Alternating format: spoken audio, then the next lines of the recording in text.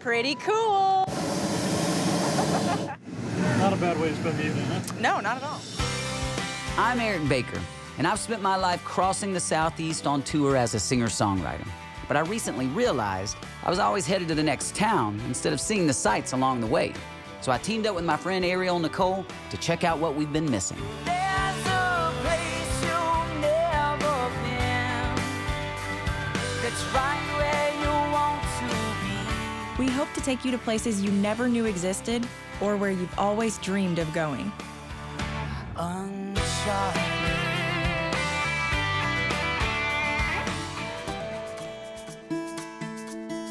If you live in the Southeast or have propped up in front of a Pinterest board any time in the past few years, then chances are you're familiar with the saying, "The mountains are calling and I must go." It's actually a quote by John Muir, and it sounds simple enough. Scenery, serenity, and even a rather rare chance for solitude. But for someone like myself who recently relocated from the Midwest, I had to wonder if there was more to this mantra. The Great Smoky Mountain National Park is truly great in many ways. It's the most visited national park, welcoming over 11 million wanderers every year. It encompasses over 500,000 acres and touts historical attractions, trails, and over 10,000 species of plants and animals. But I have a feeling that most folks' fondness goes far beyond just facts. So on this episode of Tennessee Valley Uncharted, I'm lacing my boots, packing my bags, and setting off to see a sample of what makes this sanctuary so special.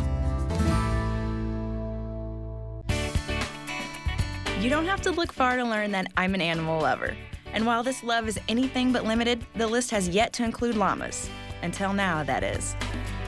Steve grew up loving the outdoors and wishing for a simple life where most days could be spent on the trails. But instead, he fell into the pattern that most do, college then career, ultimately landing somewhere in the suburbs. Until 2008, when he was laid off and headed out to through hike the Appalachian Trail in search of some cleansing and clarity. He came back with a purpose and with the support of his wife, Johanna, crafted a plan. In 2012, they sold their home in Michigan and set up Smoky Mountain Llama Treks in Cosby, Tennessee. Today, they offer a variety of treks, all aimed at connecting visitors to the incredible vistas of the park, as well as giving them a chance to quiet their minds and simply be present. This will lay, the llama's body will be right in between, and this pad has the padding for these so that these don't dig into the llama. And then we have a pantier that'll carry your supplies. Okay. These get hooked on the side like that. And the tube here is designed to hold the weight, and that's why there's so much cushion here, is if you get a lot of weight, this will cushion the back. So the way you do this is typically it's like a horse. You get them used to one side. You do everything from one side. And you can see we put this in the back to distinguish the back. This rolls up underneath them. And this clips. And then this has a drawstring. This one clips too. Yep. You can just clip it, you don't have to push on it necessarily. Don't go all the way, but close. Go ahead and pull on it, and I'll go the other side. Is that good Because, enough for a little more? yep, that's good. I'm gonna just tighten it up from this side. And we've got tables and chairs that we're gonna pack today, so we're Yeah. a picnic. Good to go. So he's pretty strong, right? How, He is. How many pounds can he carry? So a llama can carry 20 to 40% of their body weight. So What you're does Curly looking weigh? at, Curly weighs about 300. Curly, So- 300 pounds? He can pack somewhere around, because he's one of Mount LeConte's guys, 40 to 60 pounds he can carry. So it's me and Oscar. It's me and you, bud. You ready for this? I'm gonna take you on a date today. Okay. At the mountain. He's like, okay. Good stand up now. job. Good job. How easy is it? Easy enough for a dog to do that. Until he takes off Aw, running. Briggs, look at you. Look at you, Briggs. So I don't know that I've ever paid that close attention to their feet before, but obviously today I am, and they have the split hoof. The split hoof, is that what you say? A split hooves Yeah. or two toes. Two toes. And they have a hard toenail that's on top of it. And they do grow. Okay. So we have to trim toenails. Dude, I was gonna say, do you get them? Which is not a pleasant experience. Do you do it or do you have somebody? I do. I do just about everything on Really? the llamas, yeah. I'm learning. I think the best way to learn is to actually do. Yeah. So have you always known that you wanted to, like, work with llamas, or, I mean, have a business with llamas?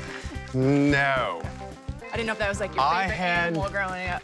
Never seen a llama before I bought my herd. Really? Never seen Good one. job, Yeah. Oscar. Good job. Come on, you need to keep walking.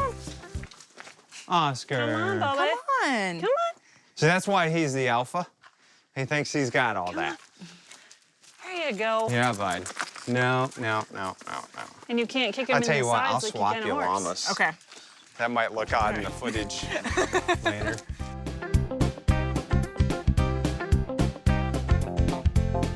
A lot of people have never seen a llama. So to interact with them and see how cute, cuddly, soft, they usually get the brush on them, hands on, and then walking with a llama. A lot of people are really surprised at how sure-footed a llama is. They have 2 toes, which allows them to have a little more flexibility in their foot or feet. They have the ability to pack. We carry a lot of stuff, and then the reason we come specifically here to Max Patch or the Buckeye Ridge Trail is for the view. The view here is just spectacular. It is. And what better way to go enjoy a nice day of hiking and not putting something on your back and have things like your snacks, tables and chairs, Yeah. and just enjoy nature without really having to work too hard for and let the llamas do the work, which is what they're built for. For you, when he calls you or comes home and says, hey, I want to start a llama business, like, what's really going through your mind? Were you like, what in the world, or were you just on board? I had never been around llamas before either, and so it was kind of crazy, but the whole hiking aspect is something he's always loved to do, and so I knew it was something we should look into, and I left it up to him because he's, I said, whatever we feel is the answer, that's what we got to do. Yeah. No, that's awesome. And how comforting that probably had to be for you to know that, like, she was on board and had your back no matter what. If you want to do llamas, that's cool. If you don't, that's cool too. I hiked the Appalachian Trail 10 years ago, and on day 2, I rolled into a place called Neal's Gap, and there was a sign, and it says, wherever you are, be there. And that has stuck with me for 10 years. One time I came up here with some clients, and I blew my transmission. For anybody, that's a bad day. And, it added a couple more hours to our hike because of where the location of it breaking down. When we got here, I called my son and said, hey, bring up the other truck tomorrow because we're spending the night. Well, we ended up where we're at today, and I let my clients just soak in this beauty that's up here. And there was a gentleman, not a part of my group, that was up here. And we had a conversation, and he goes, man, this would just put a smile on your face, wouldn't it? And I said, look at my face. I said, I just blew $5,000 in a transmission coming up here. But I'm not living in that moment. Right now, the moment is, this is what I'm looking at. Yeah. So wherever you are, be there in that moment.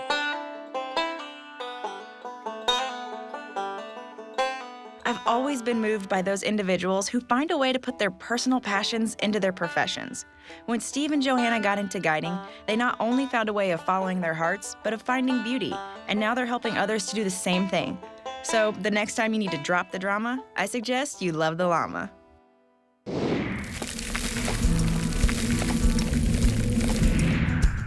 While the rich ridges of the Great Smoky Mountains are a work of art unto themselves, there's a community of artists in Gatlinburg, Tennessee, campaigning to make art accessible to all, and they call themselves Arrowmont.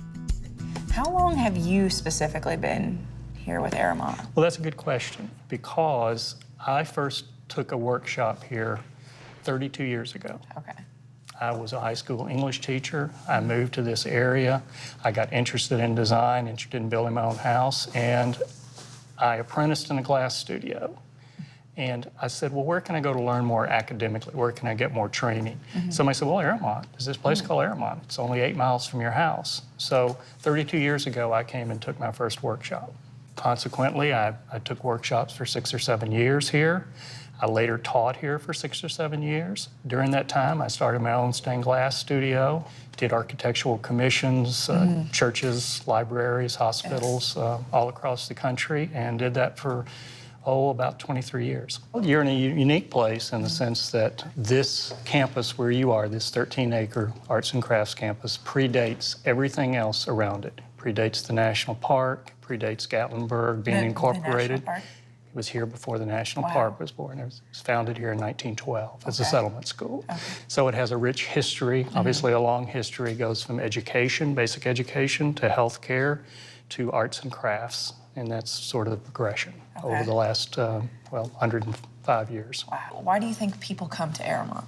I think that people come primarily for 2 reasons. One is to have a creative experience.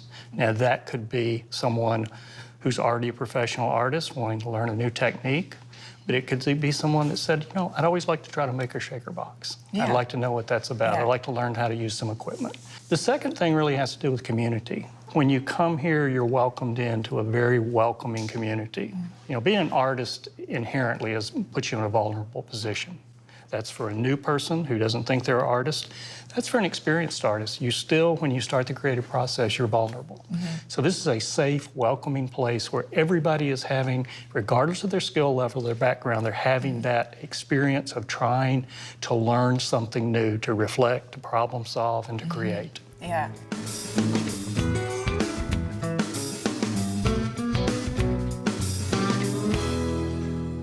These are shaker boxes. They come from a religious sect that started in about this late 1700s. That came over from England. They had started in England. They had a lot longer name than shakers, but it got simplified down to shakers. All right, I like simple. Yes.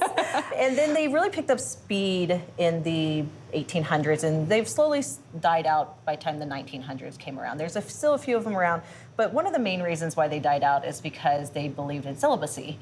So they were really hard-working groups of people in agricultural and living and in furniture. That's really where they excelled. And one of the smaller things that they did, or the not really furniture, were boxes. And these are a lot smaller, but they did a lot bigger boxes, and this is what they kept their stuff in. This is their Tupperware of the day, or...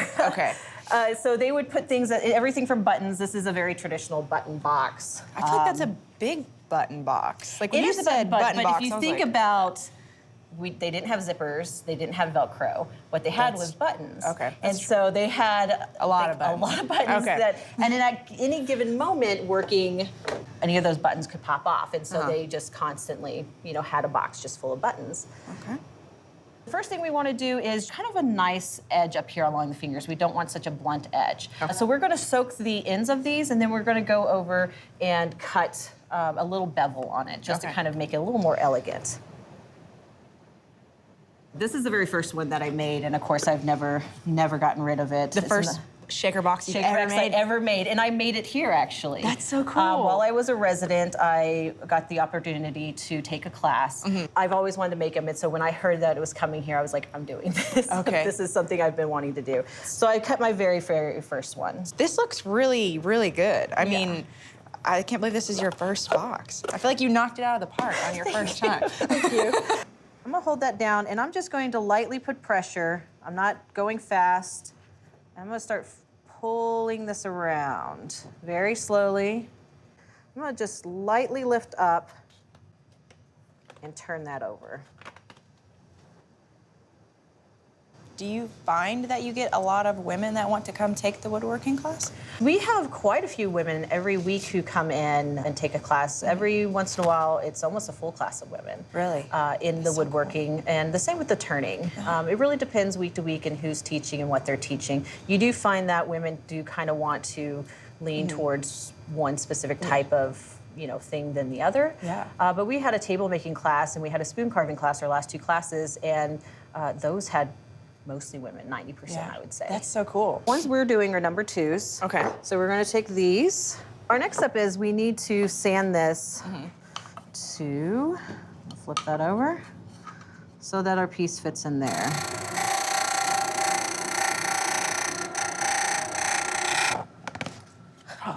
Yes! Box.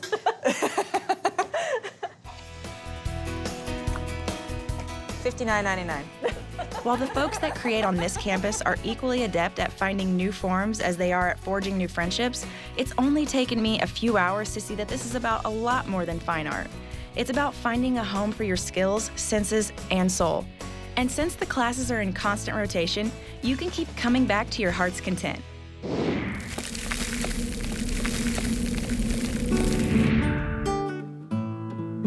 John Muir, known affectionately as the father of the national parks, once said that thousands of tired, nerve-shaken, over-civilized people are beginning to find out that going to the mountains is going home, that wildness is a necessity. For the folks who built Fontana Dam and the families they raised during the process, these words hold as much truth as the reservoir they came to create. The descendants of this once bustling build town, known as the Dam Kids, not only watched as their fathers build a feature for flood control, but a formidable force for power, as well as a future for the Tennessee Valley watershed. Us Dam Kids all feel like it's just one family. So is that one of the main reasons why you Yes. guys want to reconnect here because of the significance? Yeah, I've got a book with all the Dam Kids, and if you could see the addresses, you wouldn't believe how far they come.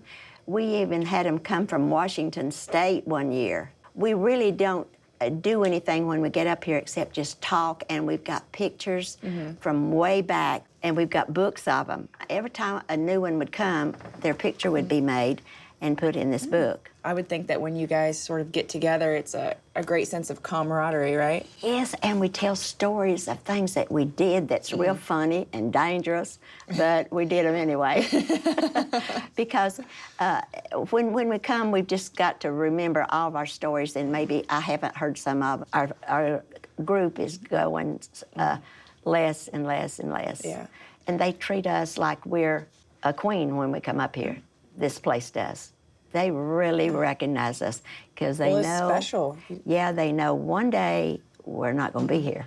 I don't know how old the oldest one is, but if I'm 85 and the dam is the age it is, you can see there's not many of us left. When I leave here, I make my reservations for next year at the same time, the same room, and here I come. But this is the only place I want to come, because it is so beautiful up here. I know there's other places, but we call it, we're coming home. The truth of the matter is, Fontana Dam is in many ways like the park next to which it resides. It means many different things to many different people. And for those motivated maniacs, I'm kidding by the way, who take on the Appalachian Trail, it means shelter from the storm, and a hot shower, and now a place to charge more than just their weary feet. PVA was created in 1933, so a lot of the facilities we have are pretty old. This dam was built in the 40s during World War II, and so a lot of the things that we have here for the public have been here a long time, and we maintain those for them. Try to enhance them, but we also look for new recreation opportunities, things that the public might need or want. And so the shelter is one thing that was identified when the trail was rerouted across the dam. This shelter that we're going to see here was built in the early 80s. Okay.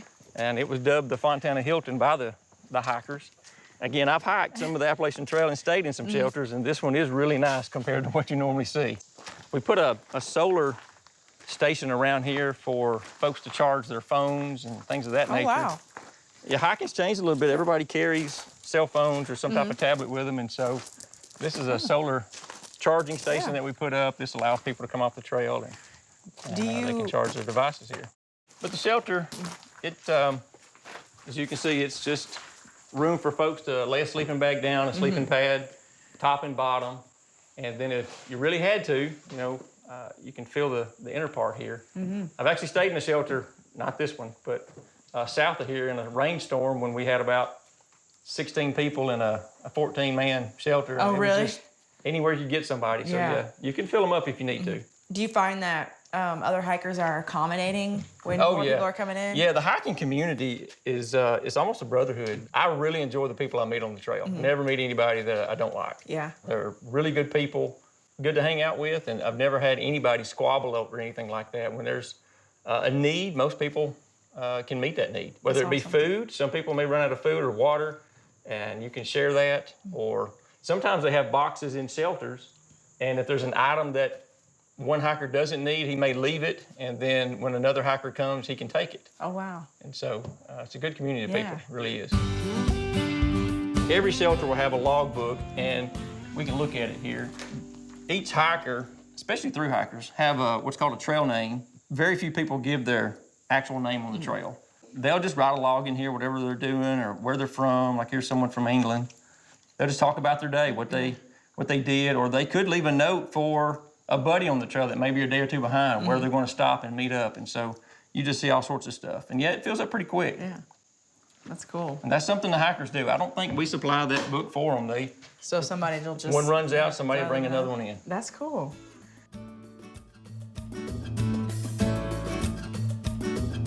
So far, my trip through the park has proved uplifting, but that statement is about to get very, very literal, and I'm not just blowing hot air.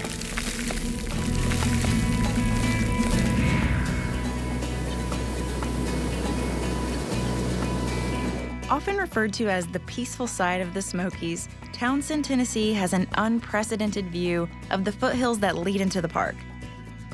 Complete with endless opportunities to turn lazy summer days into lifelong family memories, this small community made for the perfect location to host a spectacular festival, all while showcasing the scenery.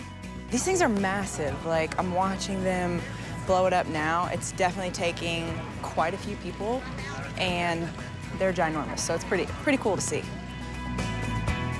Now in their second year, the Great Smoky Mountain Balloon Festival includes food trucks, craft beer vendors, wine tastings, live entertainment, and local artisans, not to mention demonstrations and tethered rides from the professional pilots on hand.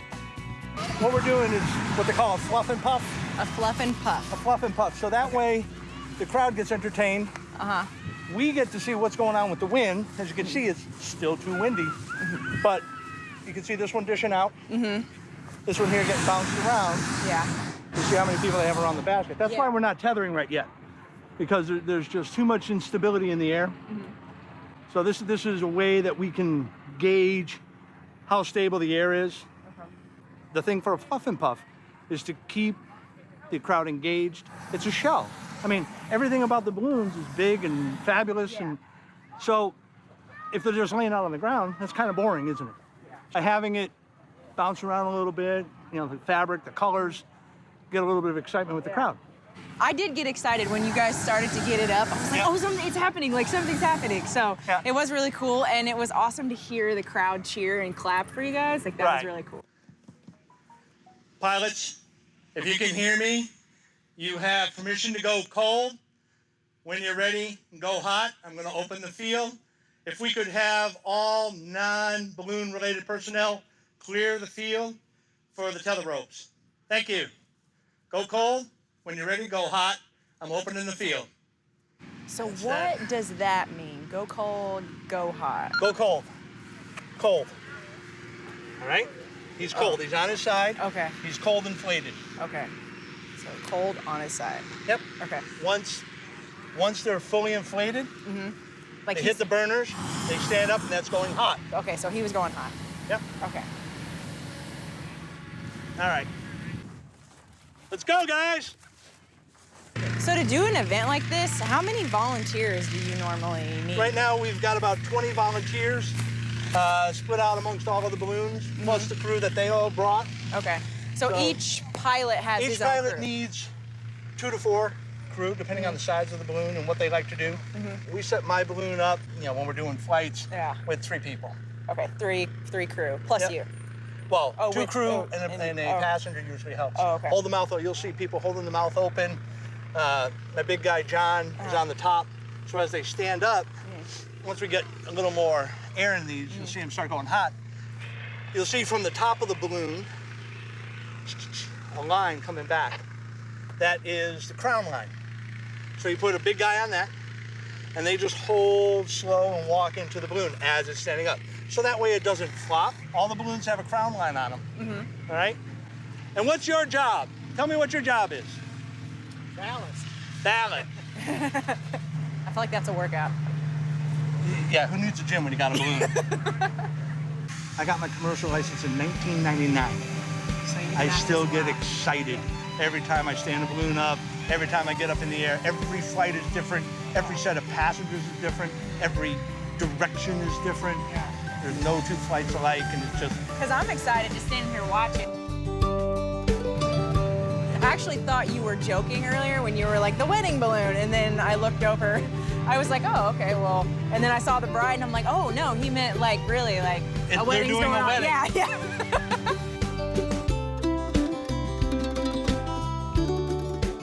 One thing I've learned about the Smoky Mountains on this trip is that, as beautiful as they are on their own, they make a magnificent backdrop. Sometimes it takes an inspiring setting for people to not just see the scenery, but the potential in themselves. Whether it's setting off on adventures they'd otherwise set aside for seemingly more civilized things, seeing what they are capable of creating, celebrating their accomplishments, or taking flight and telling gravity to take a hike, these hills are home to a host of hopes and dreams. And as long as we keep protecting them, there's room for many more. One final saying from Mr. Muir: in every walk with nature, one receives far more than he seeks. I started this journey looking to understand the call of the mountains, and I'm so happy to say that I succeeded. The call sounds different for each of us and can vary across the seasons of our lives, just like the leaves that line these ragged ridges. But the call remains all the same. The question is, will you continue to take the time to answer it?